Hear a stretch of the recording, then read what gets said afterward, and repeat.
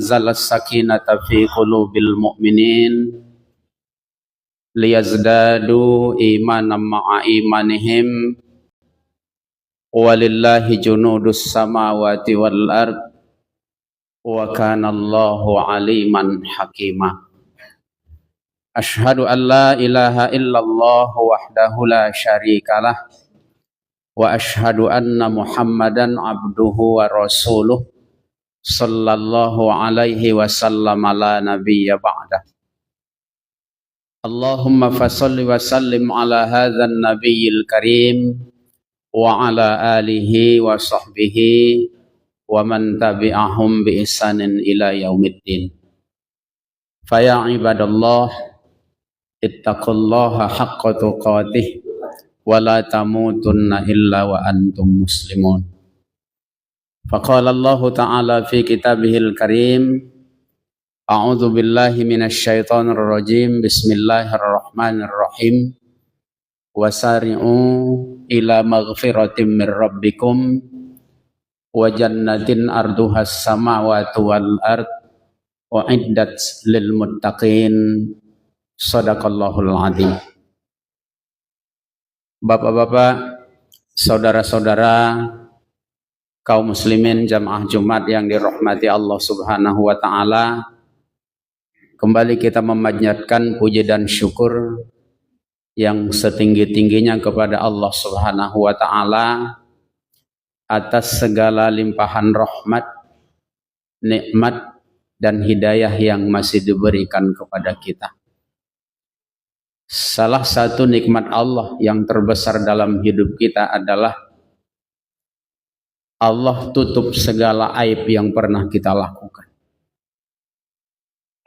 Kita bisa bayangkan, saudaraku seiman, kalaulah setiap keburukan yang pernah kita lakukan dibongkar Allah ke permukaan, sehingga orang yang ada di rumah kita masing-masing, para tetangga kita, para teman-teman dekat kita, semuanya tahu tentang keburukan kita.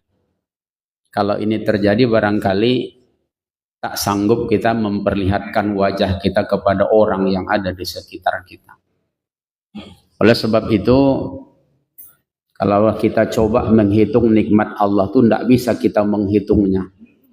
Maka jalan terbaik hanya bersyukurlah kita kepada Allah, dan rasa syukur itu setiap waktu harus kita tingkatkan, karena batas nikmat yang diberikan Allah kepada kita itu tidak akan ada bahkan sampai ke akhirat nanti, dan insya Allah sampai kita masuk ke dalam surganya.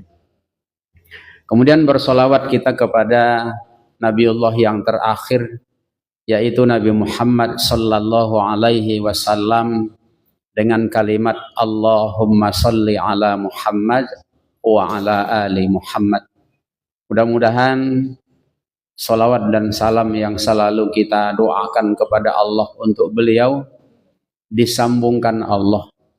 Walaupun sebenarnya tak berdoa pun kita untuk beliau, beliau diselamatkan Allah juga. Maka sebenarnya bersolawat itu bukan kebutuhan beliau terhadap kita, tapi kitalah yang butuh terhadap syafaah dari Rasulullah di yaumil mahsyar nanti. Oleh sebab itu, sebagai wujud keseriusan kita untuk mendapat syafaah, janganlah hanya solawat yang dibaca, tetapi di bawah atau sebagai pondasi solawat itu adalah buktikan secara nyata, buktikan kepada Allah, buktikan kepada alam semesta ini bahwa kita orang-orang yang betul-betul setia mencontoh, setia mengikuti perjalanan Rasulullah di dalam menerapkan agama Islam, seperti apapun suka dan duka yang harus kita jalani. Kemudian setelah itu sama-sama diingatkan kepada kita semua, kita tingkatkan kualitas iman kita dengan cara bertakwa kepada Allah Subhanahu wa taala. Sebab tidak sedikit jumlahnya ayat yang menjelaskan orang yang sudah beriman itu masih bisa menjadi orang fasik dalam pandangan Allah Subhanahu wa taala. Oleh sebab itu istiqomah kita di dalam beriman yang kita implementasikan dengan menerapkan nilai-nilai takwa dalam hidup dan kehidupan kita. Jamaah Jumat yang dirahmati Allah, pada hari ini kita sudah berada di hari yang keempat bulan Zulqa'dah. Berarti sudah 1 bulan Ramadan meninggalkan kita semua. Dan 1 bulan ke depan, insya Allah kita akan dipertemukan Allah pula dengan hari raya kurban. Jamaah Jumat yang dirahmati Allah, maka pada kesempatan siang ini, salah satu ayat yang akan kita baca adalah di surah Ali Imran ayat 133 sampai 134 yang insya Allah kita kaitkan dengan surah Al-Baqarah ayat 254. Jamaah Jumat yang dirahmati Allah, di surah Ali Imran ayat 133 Allah mengingatkan kita, wasari'u ila maghfiratim mir rabbikum, dan cepatlah cari ampunan dari Rabb kalian. Ayat ini sudah hafal sama kita dan berulang-ulang juga saudara kita seiman mengingatkannya dari mimbar-mimbar kajian yang kita dengar dan kita ikuti. Kenapa Allah suruh segera? Karena hidup kita ini kan ada batasnya di dunia ini. Karena di dunia tidak ada ya keabadian. Di dunia ini tidak ada bahagia yang abadi, tidak ada penderitaan yang abadi. Bahagia yang abadi itu cuma di akhirat, adanya di dalam surga. Dan derita yang abadi itu juga adanya di dalam neraka. Kalau di dunia semuanya terbatas. Makanya Allah suruh kita segera cari ampunan itu. Mudah-mudahan ketika nanti kehidupan kita di dunia ini berakhir, di akhirat kita abadinya di dalam surga, bukan di dalam neraka. Kemudian setelah Allah suruh kita segera mencari ampunan itu, biar mudah ditunjukkan Allah caranya. Cara untuk mendapat ampunan itu di ujung ayat itu uiddat lil muttaqin. Ampunan itu disediakan Allah, dijanjikan Allah untuk orang-orang yang bertakwa. Nah, jika demikian, sebenarnya Allah menyuruh kita untuk segera memenuhi syaratnya. Dan di ayat ini syaratnya segeralah bertakwa kepada Allah Subhanahu wa ta'ala. Maka salah satu kalimat yang ratusan kali diulang Allah di dalam Quran itu adalah kalimat bertakwa kepada Allah Subhanahu wa ta'ala. Jamaah Jumat yang dirahmati Allah, bagaimana caranya untuk menjadi orang yang bertakwa dalam pandangan Allah itu? Di ayat 134 dikatakan Allah, orang bertakwa itu adalah alladzina yunfiquna fis-sarra'i wad-dharra. Orang yang bertakwa itu adalah orang yang berinfak di waktu lapang dan berinfak di waktu sempit. Jadi Allah tidak sebutkan berinfaklah kalian di bulan Ramadan. Tidak itu bahasanya. Tapi yang disuruh Allah kita waktu lapang rezeki kita berinfaklah. Waktu sempit berinfaklah.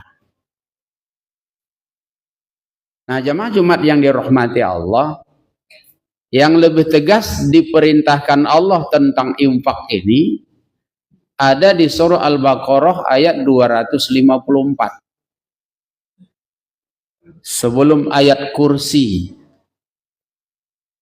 Apa kata Allah di ayat ini? Ya ayyuhalladzina amanu anfiqu mimma razaqnakum. Kata Allah, hai orang yang beriman, infakkanlah, belanjakanlah, keluarkanlah di jalan Allah sebagian dari rezeki yang diberikan Allah kepada kalian. Jamaah Jumat yang dirahmati Allah, kapan kita disuruh Allah berinfak di ayat ini? Kata Allah, min qabli, sebelum ayyatiya yaumul la bay'um fihi wala khullatu wala syafa'ah. Sebelum datang pada suatu hari yang ketika itu tidak bisa lagi jual beli, tidak bisa lagi tolong menolong, tak ada lagi persaudaraan. Mana waktu yang dimaksud? Yang lebih dekat dengan kita itu kematian. Yang lebih jauh dari itu di akhirat. Maka kalaulah kita pakai bahasa kita, kata Allah, berinfak kalian sebelum mati. Karena waktu itu jual beli tak ada lagi. Tolong menolong tak bisa lagi, persaudaraan selesai sudah. Nah, yang jadi masalah, kapan kematian itu datang kita kan nggak tahu.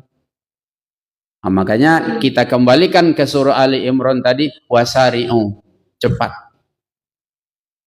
Jamaah Jumat yang dirahmati Allah, untuk memudahkan kita menerapkan ayat ini, mengeluarkan infak di jalan Allah ini,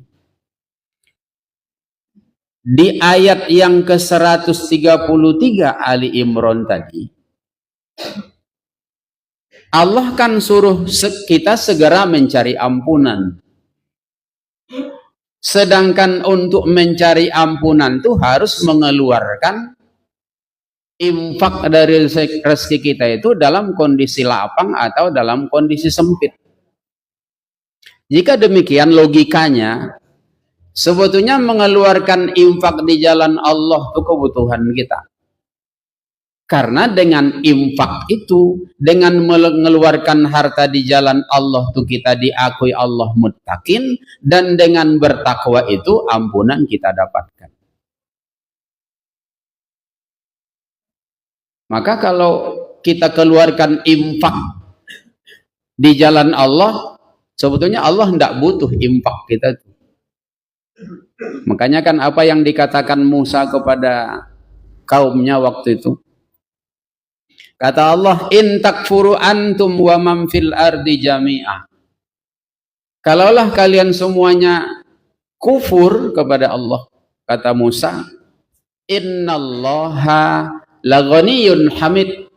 Sesungguhnya Allah itu akan tetap kaya, Allah itu akan tetap terpuji. Jadi berarti kayanya Allah itu bukan karena banyaknya orang berinfak, enggak itu. Infak itu untuk orang yang berinfak tadi.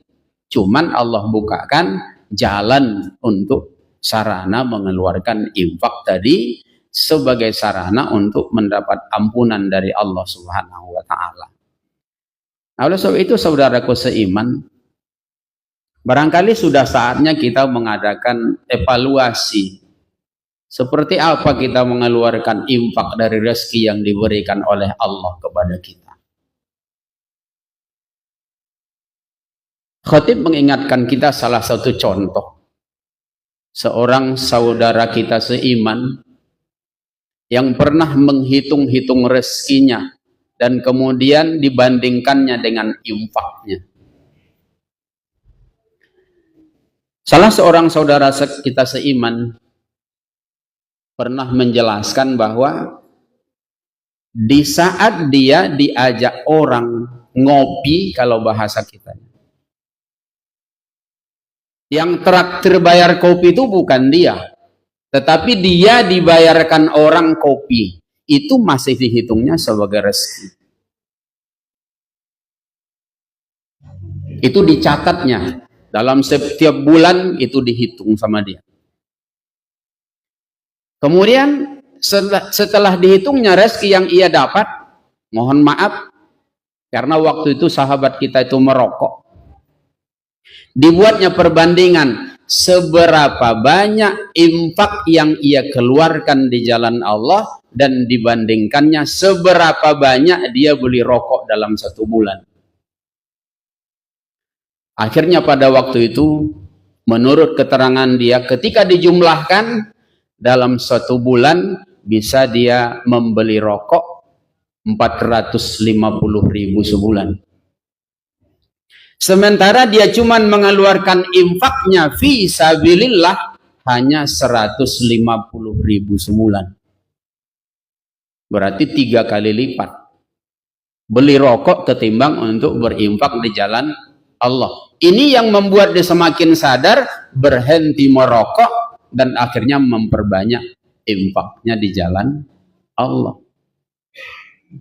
Nah, barangkali kalau kondisi hari ini tidak sedikit juga jumlahnya orang yang main game lewat HP, menggunakan rezeki yang diberikan Allah setidaknya untuk beli paket, dan itu belum tentu fungsinya untuk infak fisabilillah.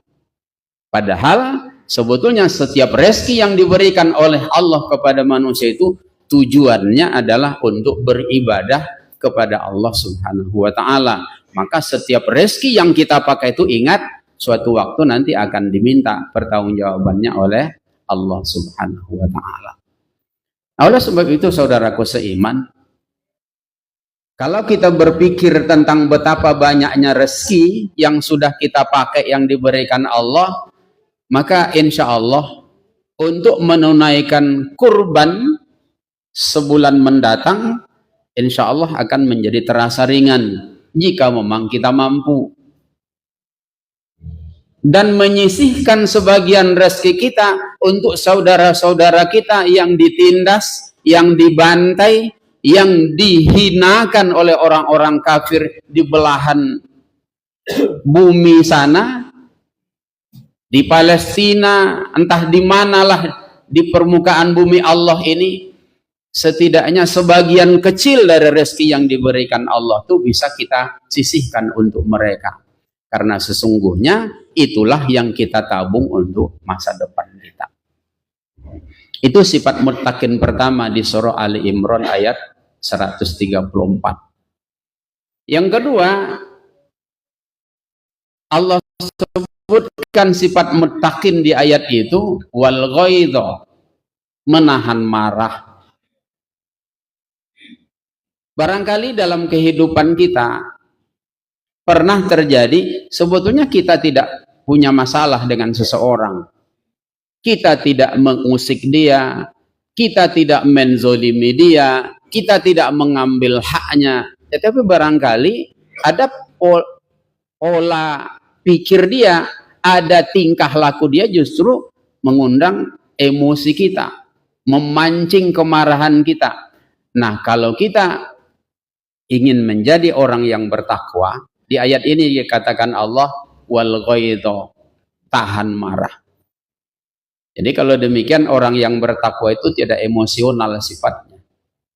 Kalau ada yang emosional, diingatkan dari ayat ini, itu bukan sifat muttaqin, dan itu tidak akan mendatangkan ampunan dari Allah Subhanahu wa ta'ala. Kemudian yang ketiga, setelah dimaafkan orang, setelah ditahan emosi kita, perintah Allah wal afina anin nas, memaafkan kesalahan orang. Karena bisa jadi kalau emosi itu hanya sebatas ditahan, itu bisa menjadi dendam.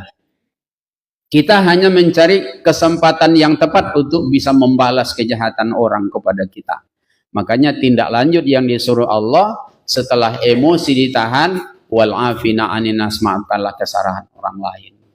Maka kata maaf di dalam Al-Quran ini, kalau kita coba hitung, paling tidak ada sampai 42 kali diulang Allah. 8 diantaranya adalah fa'fu anhum, maafkan mereka. Yang lebih indah salah satunya, kata Allah, wal afina anin nas, maafkan kesalahan orang lain. Setelah dimaafkan, wastaghfir lahum, di ayat lain, maafkan kesalahan mereka dan mohonkan ampunan untuk mereka kepada Allah Subhanahu wa ta'ala. Masya Allah, begitu indahnya akhlak Islam itu. Orang yang marah, yang bersalah kepada kita, kita tahan marah kita. Sudah kita tahan marah, kita maafkan. Sudah kita maafkan, kita doakan pula dia kepada Allah, supaya dosanya yang menyakiti kita itu diampuni oleh Allah subhanahu wa ta'ala. Mudah-mudahan dengan menerapkan sifat takwa yang 3 pada ayat tersebut, Allah maafkan segala salah yang pernah kita lakukan, ditutupnya segala aib yang ada pada diri kita, sehingga mulia kita di mata Allah dan di mata makhluknya dari dunia sampai kepada kehidupan di akhirat nanti. Amin ya rabbal alamin.